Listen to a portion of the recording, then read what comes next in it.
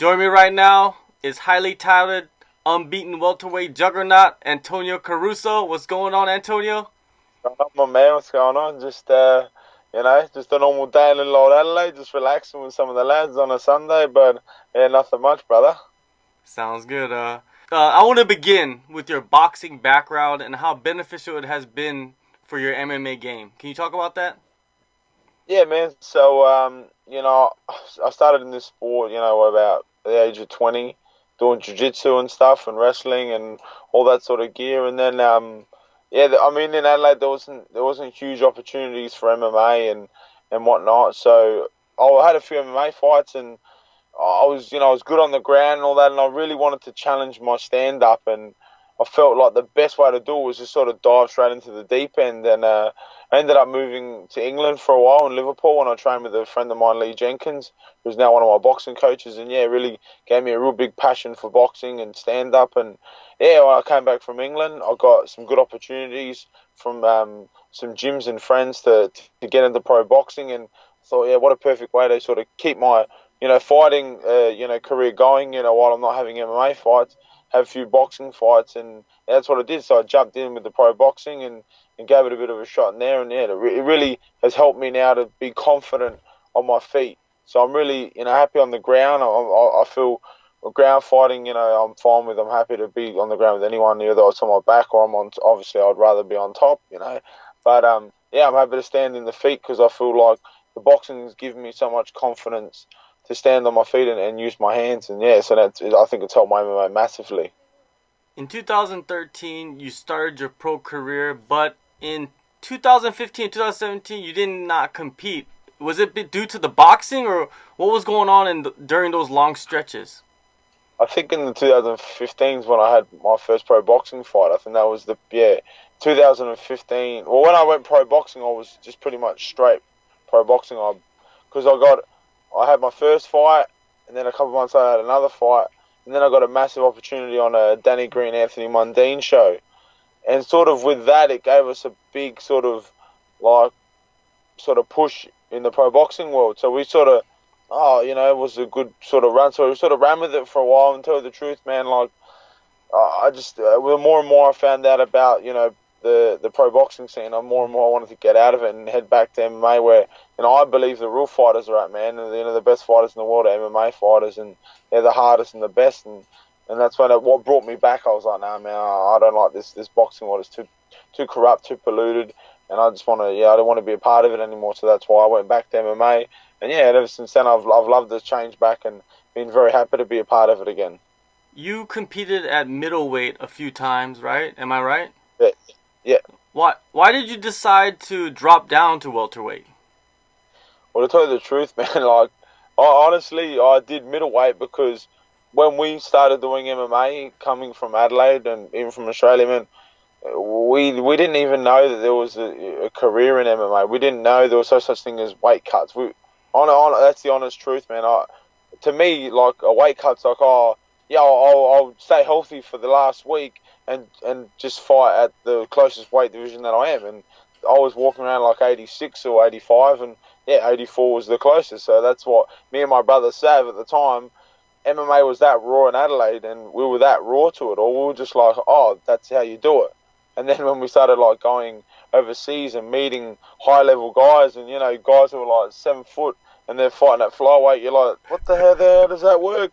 And they're like, oh, weight cuts and all that. And I was like, you weight cut? Well, like, what does that even mean? And they're like, oh, you diet, you drop water loading. I was like, yeah, like, seriously, that's honestly how raw, we were to it all. And we were just sort of, like, even with our early MMA days, all we sort of knew was like jiu-jitsu, and we just went in there and like we're grapplers trying to fight MMA guys. So yeah, we were very raw to it all. But a lot's changed. We've learned a lot. So even when I went in pro boxing, it was the same sort of deal. Like, we didn't even know how to go about getting fights and what you do, and like where we come from in Adelaide, no one's done a blueprint for MMA or to make it into the big leagues or even for pro boxing.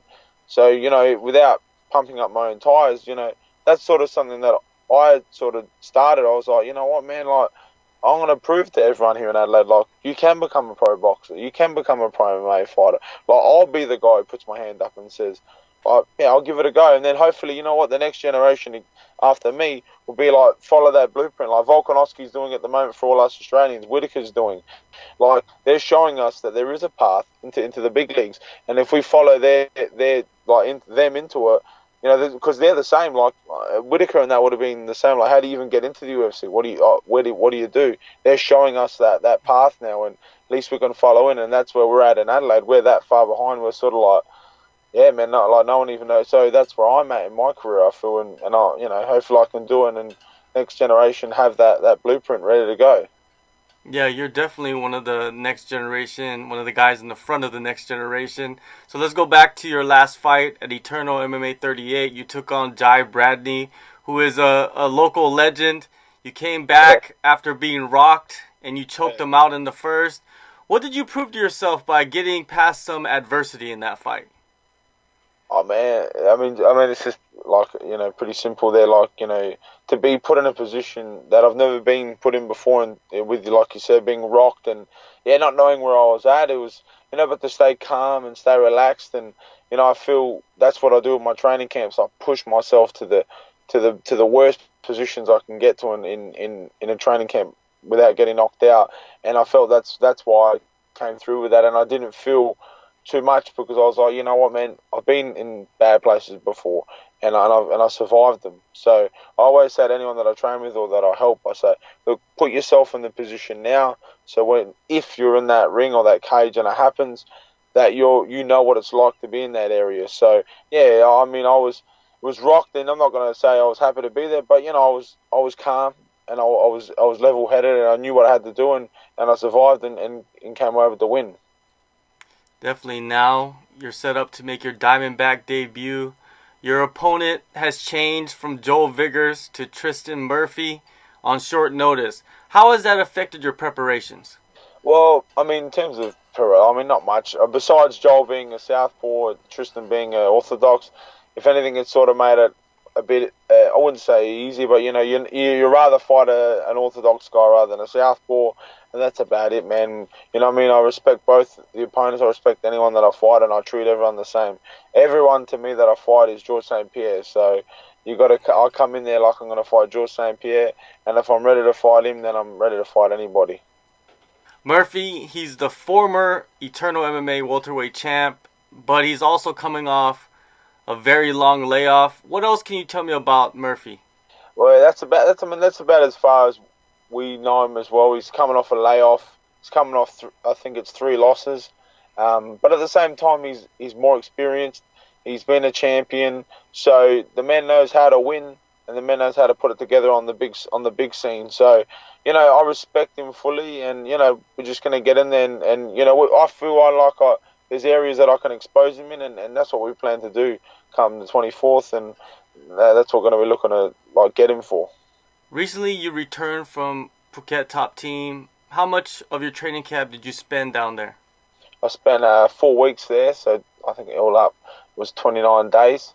I go out there quite often to Phuket Top Team. Like, massive shout out to Boyd and Eric and all the guys down there.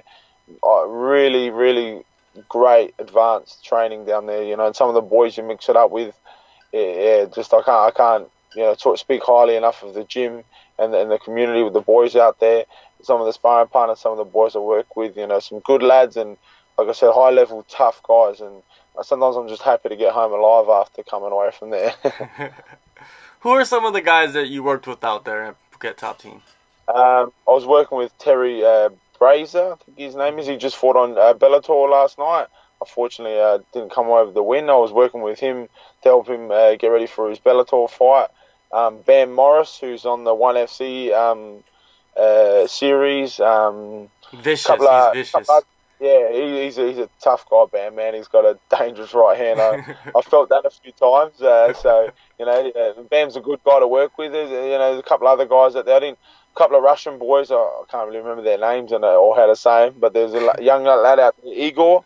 He won the amateur World Series thing. He won that I think at 91 or something. He's a good guy to work with. Then a couple of just straight up jiu-jitsu boys that are strong and real good out there to work with. But yeah, some really and some very good K1 tough kickboxing boys out there. Patrick from Hungary, he's a very tough, good guy. And there was another guy, I can't remember his name, but he was another really, I think he's number one in the UK. So, yeah, some really high-level good guys that I work with out there, and it gives you the confidence. You know, if you can get in there and mix it up with them and, you know, beat those sort of guys, you carry a massive load of confidence going into your fight. Now you get back to Australia. Who do you work with for the last part of your camp? Well, the last week I just worked with my team. So with the Northside, Don Mackay, my brother Diego Sav, and my other boxing coach Lee Jenkins, and then also with my MMA coach and MMA team at Trinity MMA, who Nick Hughes, you know, puts me through all the MMA finer tune bits, the wrestling part, and then my jiu-jitsu coach Peter O'Shea and Jesse Hughes, they do all my jiu-jitsu on that. So got quite a bit of a spread network, but that's what it's like in Adelaide. There's no real MMA strong gym that I feel that. That's why I go to Top Team. That's why I travel all the way to Thailand, because they've got it all in that one spot. Where in Adelaide, I've got to go there, here, and sort of find the different spots. But you know, with this sport, I don't cut any corners. Like I was telling you before, I treat every opponent like I'm fighting George St. Pierre. So I'm willing to travel and then put those hours in and to get the best coaching, the best training that I believe that I need to win a fight. Against Murphy, what advantages do you believe you take into the cage? I mean, to tell you the truth, I feel like there's no one, like a very small amount of people I've ever worked with in that I felt can keep up with my cardio, keep up with my, you know, my pace, once I set a rhythm and a pace, there's no, like, even when I went from MMA to boxing, you know, back to jiu-jitsu, that's one thing that I bring with me to all those sports. And, you know, I feel like that I can't be stopped, you know what I mean? And when I get my pace going and my rhythm, there's really no one that can keep up with what I got and what I offer. And then at the same time, you know, like my skill set, you know, I study hard for all my skills, you know, like my jiu-jitsu, I work very hard in my boxing, and, you know, I don't want to just be fit and strong. I want to be very skillful, you know, very, very elusive at the same time. So I feel like my biggest attribute is my gas tank, but at the same time, my skills, skills pay the bills, you know, as they say, and I believe that's another, you know, set that I really focus on. You seem like a very well-organized guy. Are you looking to chase after the DFC title, or are your plans more focused on going internationally? Oh man, look, to tell you the truth, like after I win this fight, I'm looking to go international and try and, you know, see how far I can take this game and see what I can do with this career. You know, like I love the city of Adelaide, I love Australia. That's where I'm from. But, you know, at the end of the day, I feel like, I don't know, there's something about me. I need to spread my wings and get out somewhere. I feel like America's calling me, and there's something over there for me. I feel like I'm an entertainer first and foremost, and, you know, I don't know whether it's MMA that's going to keep me in the business or what it's going to do, but something, you know, I just feel like there's something bigger for me out there, because I've got another brother. He's a bit crazy too, and I feel like we got to do something crazy in there. And I feel like after this fight, I'm thinking of going out to Denver, Colorado, spending some time out there with the X Factory gym and working with those boys, and just take on America next and see where, you know, what's going to happen. You know, maybe it gets us killed, maybe it doesn't, but hey, we're sure going to have some fun while we do it, man.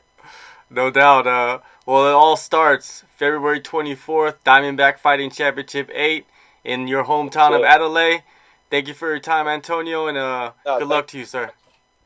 Thank you very much for your time, and yeah, it was great being on the podcast, and I hope, you know, everyone supports Australian MMA and worldwide MMA, because, you know, without pumping my own tires up again, fighters, they're the real athletes, all right? They're the guys that people should tune in and admire, because what we do is slightly insane.